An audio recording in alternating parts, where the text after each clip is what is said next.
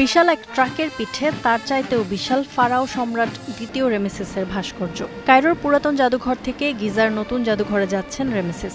রীতিমতো ব্যান্ড বাজিয়ে উদযাপন করা হচ্ছে তার এই যাত্রা।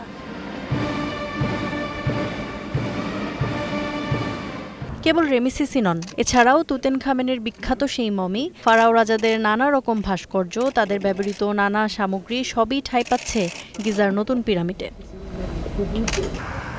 মিশরের গিজায় পিরামিডের খুব কাছেই এই নতুন জাদুঘর, যাকে বলা হচ্ছে গ্র্যান্ড ইজিপশিয়ান মিউজিয়াম। 2 দশকেরও বেশি সময় ধরে চলছিল এর নির্মাণ কাজ। প্রথমে আরব বসন্তের উত্তাল রাজনৈতিক বাধা, তারপর করোনা মহামারী, সব মিলে ধারাবাহিক বিপর্যয়ের মুখে পড়েছিল মিশরের এই মেগা প্রকল্প।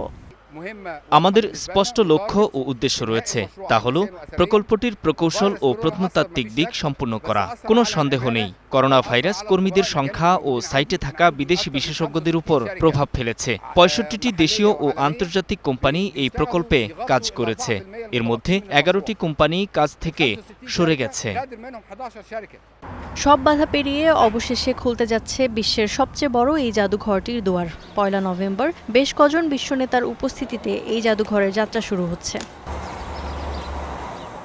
গিজার পিরামিডের দিকে তাকিয়ে থাকা 5 লাখ বর্গমিটার আয়তনের এই জাদুঘরে ঠাঁই পাচ্ছে কয়েক হাজার প্রাচীন সংগ্রহ। ফারাও যুগের বিশাল ভাস্কর্য দিয়ে সাজানো হয়েছে জাদুঘরের প্রবেশদ্বার। সম্রাট তুতেনখামেনের বেশ কিছু নিদর্শন, খুফুর পিরামিডের খুব কাছ থেকে আবিষ্কার করা নৌকা সহ কয়েক হাজার প্রাচীন সংগ্রহ প্রথমবারের মতো এই জাদুঘরে ঠাঁই পাচ্ছে।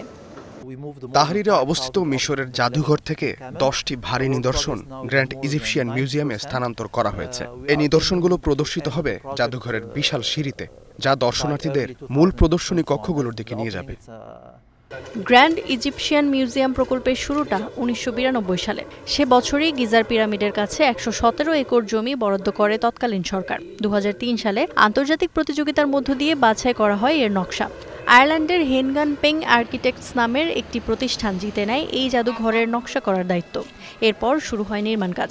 কথা ছিল 2012 সালেই উদ্বোধন হবে মিউজিয়ামটি, কিন্তু আরব বসন্তের ঢেউ, হুসনি মোবারক সরকারের পতন, রাজনৈতিক অস্থিরতা সব মিলে পেরিয়ে যায় 2 দশকেরও বেশি সময়। এবার এই জাদুঘরকে ঘিরে দেশের পর্যটন অর্থনীতিতে গতি আনতে চাইছে মিশর। গ্র্যান্ড ইজিপশিয়ান মিউজিয়ামের উদ্বোধন নতুন কর্মসংস্থানের সুযোগ সৃষ্টি করেছে। কেবল জাদুঘরেই 500 স্থায়ী চাকরি তৈরি হয়েছে। সহায়ক প্রতিষ্ঠানগুলোতে আরও 1500।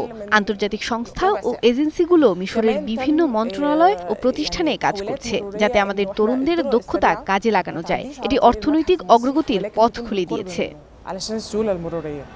মিশর আশা করছে গ্র্যান্ড ইজিপশিয়ান মিউজিয়াম একাই প্রতি বছর অন্তত 70 লাখ পর্যটক আকর্ষণ করবে।